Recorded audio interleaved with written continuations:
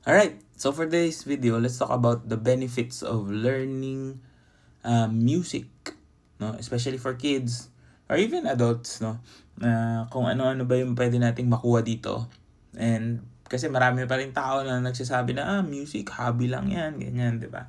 But, you can build a life out of it. And even without it being the central part of your life, kung hindi ka man maging full-fledged musician, 'di ba? But learning music can help you become a better person. Okay?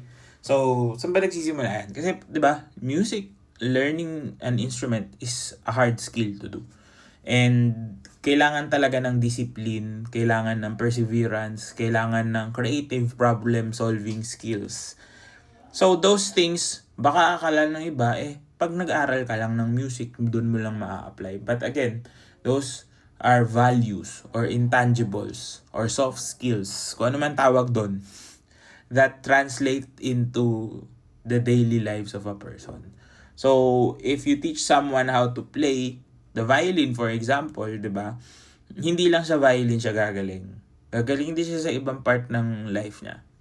Whether that's in school, no? I think there's so many studies that proves this, na mas nagiging sensitive siya sa mga bagay-bagay, mas nakakaintindi agad siya, and ayun nga, creatively solving problems, no?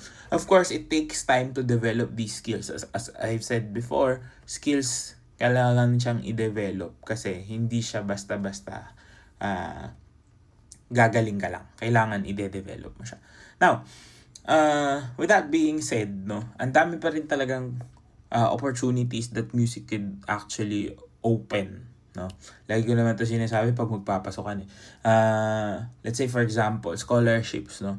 You don't need to be a full-time musician in order to be a scholar, no, especially sa college, no. Sobrang daming schools, I think all schools, no, na kahit di nag-offer ng music course or program, ay meron pa ring choir, merong band, no, merong orchestra. Some way, shape, or form offers skill-based scholarships based on your musical ability. So, 'di ba, isipin mo, kahit hindi mo siya gawing full-time na work or na career, you could still benefit from it, no. I had classmates or batchmates in the orchestra noon nung nag-aaral ako ng college na ang course nila engineering, 'di ba? Nakatapos sila, naging scholar sila for their whole college education, no. Yung iba, accountancy, 'di ba?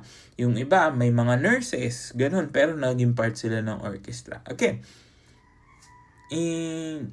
Kung kaya mong gawin, 'di ba? Why not? It's really going to help you out a lot. So kung iisip ka kung gusto mo mag-lessons, the earlier the better para mas madali din yung maging transition mo. No. So de-develop din talaga lahat 'di ba? So that's how important music is in our lives. So hindi lang talaga siya hobby. And if you're wondering, no, kung ano pa yung mga pwede mong gawin, no, of course, you can teach. Kahit hindi ka full-time na musician, kung meron kang naturuan ka ng tama, you can still teach, 'di ba, on the side. Now, I'm not trying to say na music lang, no. It's just that you can still be part of music, 'di ba? Pwede na rin naman maging musically filled ang buhay mo nang hindi mo to ginagawang full-time career or discipline, no? As long as you have it in your life. Kasi in reality, everyone needs music in their lives. Diba? Lahat tayo nakikinig tayo ng music sa TV, sa radyo, sa internet, 'di ba? Everything we do is filled with music. If we understand it, if we can create our own and be able to instill the values that music education, no, yung pag-aaral natin ng music, we would live better lives, no? Naniniwala ako dun. Kaya sana kung tingin mo hobby lang to, wala namang masama dun, no? Of course, it can still be a hobby and an expensive one at that.